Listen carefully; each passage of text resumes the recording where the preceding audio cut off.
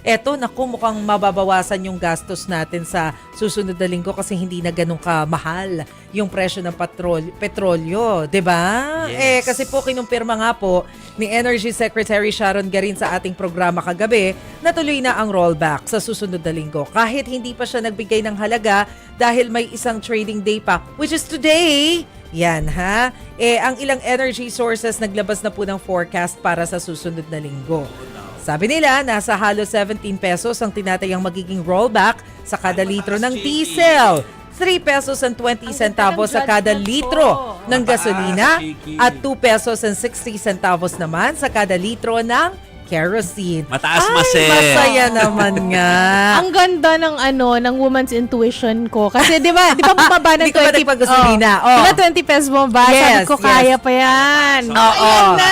It's almost 30. Sa Tuesday na. Tama, sa Oo. Tuesday ka na magpapagasolina.